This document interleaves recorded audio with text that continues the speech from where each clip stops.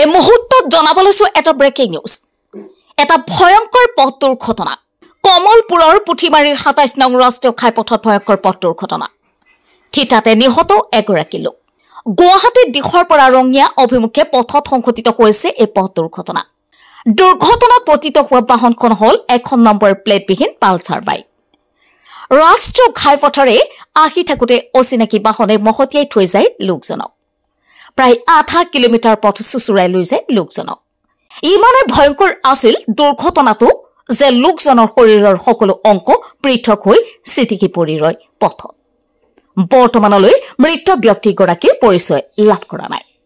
ঘটনাস্থলীত কমলপুৰ আৰক্ষী উপস্থিত হৈ মৃতদেহ উদ্ধাৰ কৰি থানালৈ লৈ যায় স্থানীয় ৰাইজে উক্ত পথত সাৰ্ভিস ৰোড দিবৰ বাবে অনুৰোধ কৰে কৰ্তৃপক্ষক আজি সন্ধিয়া ঠিক ৭:২০ ৭:২৫ ভিতৰত আমাৰ কেন্দ্ৰগুনা নতুন বজাৰৰ ওচৰত মানে এখন অচিনাক্ত বাহনে এখন বাইকত খুন্দা মাৰে আৰু খুন্দা মাৰাৰ ফলত এজন চিটিকি পৰি আহত হ'ল আৰু এজনক প্ৰায় ১০০ মিটাৰ চোঁচৰাই আনি মানে ছিন্ন ভিন্ন অৱস্থাত পেলাই থৈ এই বাহনখন আঁতৰি যায় গতিকে এতিয়ালৈকে আমাৰ স্থানীয় ব্যক্তিসকলৰ সহযোগত যদিও আমি আমাৰ পুলিচ প্ৰশাসনক জনোৱা হৈছে তথাপিতো এতিয়ালৈকে সেই মৃত ব্যক্তিজন বা আহত ব্যক্তিজনৰ মানে প্ৰকৃত পৰিচয় আমি জানিবলৈ পৰা হোৱা নাই গতিকে এইটো খুব দুখজনক আৰু দেখিবলৈ মানে কুৎসিত আকৃতিত মানে দুৰ্ঘটনাটো সংঘটিত কৰি বাহনখন আঁতৰি যায়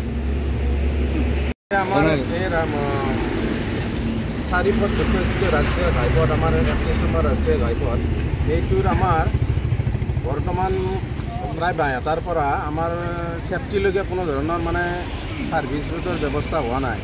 গতিকে আমাৰ জনসাধাৰণ এইখিনিত অতিকৈ ব্যস্ত আৰু অহা যোৱা কৰাৰ ক্ষেত্ৰত তেখেতসকলৰ বা আমাৰ ৰাইজৰ বহুতখিনি অসুবিধা হৈছে গতিকে আৰু আজি অসুবিধাৰ ফলতে হয়তো আজি এই নিৰীহ যুৱককেইজনে প্ৰাণ হেৰুৱাব লগা হ'ল গতিকে আমি চৰকাৰক আপোনালোকৰ মিডিয়াৰ জৰিয়তে আমি টানি অনুৰোধ জনাওঁ যে আমাৰ এই ৰাষ্ট্ৰীয় ঘাইপথৰ দুই চাইডে আমাৰ সাৰ্ভিস ৰোডৰ ব্যৱস্থা কৰি দিলে আমাৰ ৰাইজ উপকৃত হ'ব লগতে জনজীৱন আমাৰ মানে এনেকুৱা ধৰণৰ অপমৃত্যুৰ পৰা ৰক্ষা পৰিব